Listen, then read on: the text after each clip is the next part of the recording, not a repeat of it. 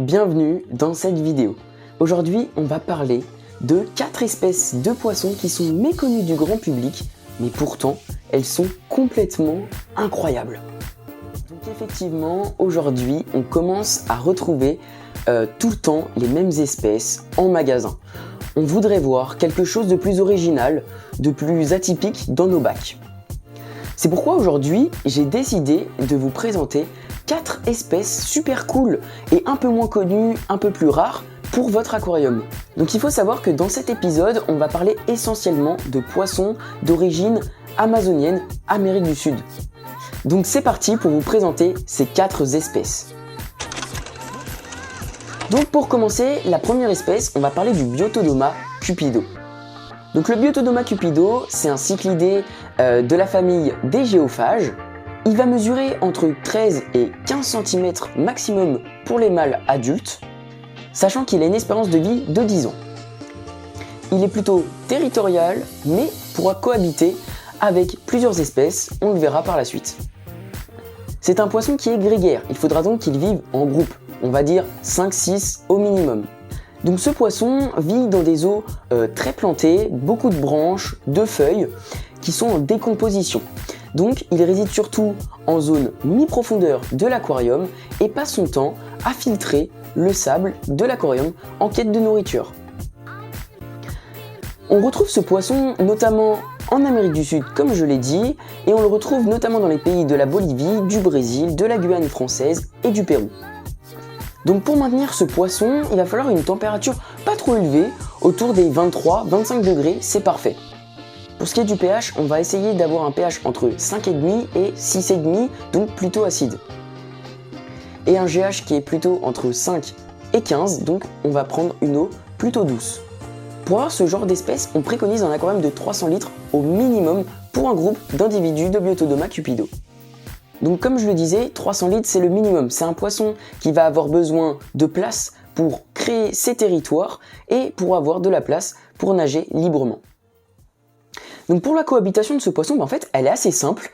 Tant qu'on ne mélange pas plusieurs espèces de Geophagus entre eux, il ne va pas y avoir de problème, même si pendant les pontes et pendant les périodes de reproduction, les mâles vont avoir tendance à être un peu plus territoriaux, mais c'est des poissons qui vont pouvoir cohabiter très facilement avec des poissons comme des tétras ou des bancs de poissons autres. Donc c'est une espèce qui est vraiment super sympa au niveau esthétique avec ses couleurs, mais aussi son comportement qui est vraiment très atypique. Mais le problème, c'est qu'il coûte assez cher et qu'il est vraiment très dur à trouver, surtout en ce moment, que ce soit sur internet ou en magasin. Donc pour cette deuxième espèce, on va parler du Geophagus Pyrocelaphus. Ou alors, on peut aussi l'appeler, et c'est comme ça qu'on l'appelle le plus souvent, Geophagus taparos redhead. Le taparos redhead est un poisson fascinant aux couleurs éclatantes et qui peut vivre en couple ou en petits groupes. Donc c'est un poisson un petit peu plus grand qui va mesurer autour des 13-14 cm jusqu'à 15 à 16 cm maximum pour les mâles adultes. Sachant que cette espèce de Geophagus est une des plus petites qui existent. Cette espèce, elle est endémique du Brésil, dans le bassin de l'Amazone, mais aussi dans la rivière Taparos. Donc pour maintenir cette espèce, on a des températures idéales, environ 24 à 30 degrés maximum, ce sera parfait. De 5,5 à 7, le pH conviendra parfaitement. Ensuite, un GH de 1 à 10, donc une eau qui est plutôt douce, dans un courant modéré et plutôt lent. Pour maintenir cette espèce, on peut commencer avec un aquarium de 350 litres, mais si on peut avoir plus, c'est forcément mieux. Donc le taparos a la particularité, comme toutes les espèces de géophages, de pouvoir avaler et de filtrer le sable dans sa bouche. Et ainsi, cette espèce, en fait, elle est capable de délimiter son territoire en faisant notamment des trous dans le sable, en déplaçant le sable, mais aussi en quête de nourriture, elle va pouvoir filtrer le sable pour trouver de la nourriture. Donc le comportement de cette espèce, il est plutôt apprécié chez les aquariophiles parce qu'il a un tempérament qui est plutôt paisible, malgré qu'il soit plutôt d'une grande taille. C'est vrai qu'on a l'habitude avec les Geophagus d'avoir des comportements très territoriaux et c'est moins le cas chez le Geophagus taparos redhead. Donc pour aménager l'aquarium, il faudra qu'on pense à de nombreuses cachettes, des branchages comme des racines et beaucoup de plantes pour, encore une fois, favoriser les cachettes et que les poissons se sentent au mieux possible. De plus, un sable fin, ça leur conviendra parfaitement. Donc pour la cohabitation des taparos, franchement, ça c'est super cool parce que comme je l'ai dit, il a un tempérament plutôt paisible. On va pouvoir faire plein de mélanges sympas avec notamment des tétras, par exemple du Brésil. Ça peut vraiment être cool puisque les deux sont originaires du Brésil. Faire un petit biotope comme ça conviendra parfaitement.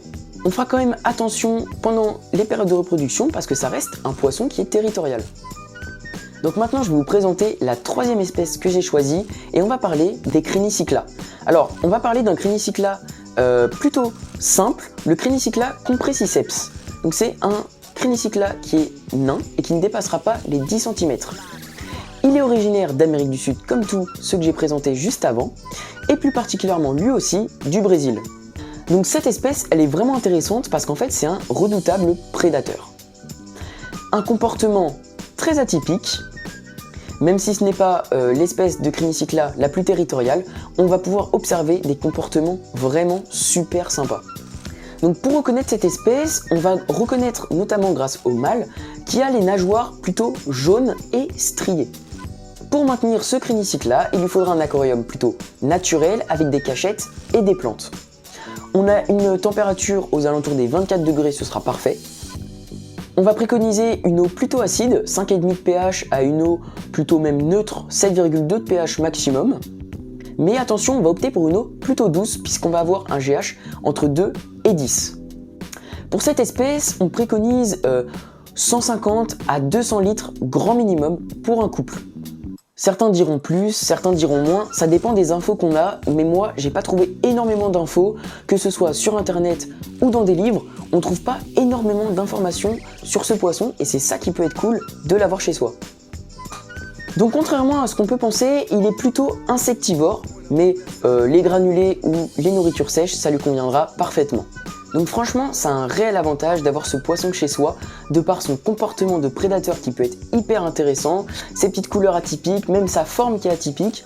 Mais par contre, c'est un poisson que je vais déconseiller aux débutants, parce que déjà de 1, la reproduction est vraiment très compliquée, mais même dans la façon d'aborder et d'élever ce poisson, il faut avoir des compétences et il faut connaître et s'y connaître un petit peu dans le domaine. C'est pour ça que je vais plutôt le conseiller à des aquariophiles qui sont confirmés et qui ont envie un peu de changer leur quotidien avec les poissons un peu amazoniens qu'on a l'habitude de voir et d'avoir un poisson plus atypique. Donc pour le quatrième et dernier poisson que je vais vous présenter, on va parler d'un apistogramma. Alors oui, vous allez me dire, un apistogramma, on connaît, et oui, parce que les apistogrammas, dernièrement, c'est le poisson qui est à la mode, notamment dans les biotopes amazoniens. Vous connaissez sûrement l'apistogramma agassizi, ou encore l'apistogramma cacatioïde. Et nous, on va s'intéresser à un apistogramma bien moins connu et bien moins répandu, que ce soit dans le grand public, mais aussi sur des sites internet, il est compliqué à trouver. On va parler de l'apistogramma ortegué. Donc, comme tous ses collègues d'aujourd'hui, l'apistogramma ortegué provient d'Amérique du Sud. On le retrouve essentiellement dans la région du Pérou, et plus précisément dans la rivière Ampillacu. Donc il fait partie de la famille des cyclidés, et plus précisément des cyclidés nains. Il va mesurer entre 5 à 8 cm pour les plus grands spécimens. Cette espèce, elle va devoir vivre en couple ou en harem, c'est-à-dire que vous allez mettre un mâle pour 2 femelles, un mâle pour 3 femelles, ou alors, si vous avez la place pour un grand aquarium, faire même plusieurs groupes de femelles et de mâles. Cet apistogramma, il va plutôt occuper la zone du fond de votre aquarium. Pour la cohabitation, on va éviter de faire cohabiter différentes espèces d'apistogramma entre eux dans le même aquarium. Et puis pour maintenir cette espèce, c'est assez simple. On va avoir besoin d'une température aux alentours de 25 à 29 degrés. Et on va avoir besoin d'une eau plutôt acide. On va être aux alentours d'un pH de 5 à 6,5. Pour le GH, on va avoir besoin d'une eau très douce de 1 à 5. On fera en sorte d'avoir une eau avec un courant très lent ou stagnant. D'ailleurs, si vous voulez reproduire un biotope parfait, une eau noire, ça représenterait exactement leur biotope. Donc pour ce poisson, on va prévoir au minimum 80 litres pour un couple. Donc 80 litres, cette fois on est sur une espèce qui est quand même bien plus accessible que les autres. Et franchement, ça peut vous faire un poisson hyper intéressant avec plein de couleurs et que les gens connaissent beaucoup moins dans un aquarium de 80 litres. Donc 80 litres, c'est quand même un aquarium hyper accessible. Donc on arrive sur la fin de cette vidéo, je vous ai présenté 4 espèces qui sont plutôt rares dans le grand public, dont on n'entend pas beaucoup parler, et pourtant c'est des espèces qui sont pas si dures que ça à élever, et puis c'est des espèces qui vraiment tapent à l'œil. Donc si vous êtes intéressé par un des poissons que je vous ai présenté aujourd'hui, il faut bien se dire que cette vidéo elle n'est pas suffisante pour pouvoir acquérir cette espèce. Il va falloir que vous vous renseigniez encore plus, que ce soit dans des livres, dans des magazines, sur des sites, sur des blogs aquariophiles. Et franchement, je vous invite à le faire parce que vous allez apprendre plein de choses et vous serez beaucoup plus débrouillard quand vous aurez l'espèce. Et si ça vous tente, je pourrais même refaire une vidéo sur des espèces peu connues du grand public et plutôt rares, mais sur le biotope asiatique. Donc c'est la fin de cette vidéo, j'espère qu'elle vous aura plu. Et nous, on se retrouvera dans quelques semaines pour une nouvelle vidéo.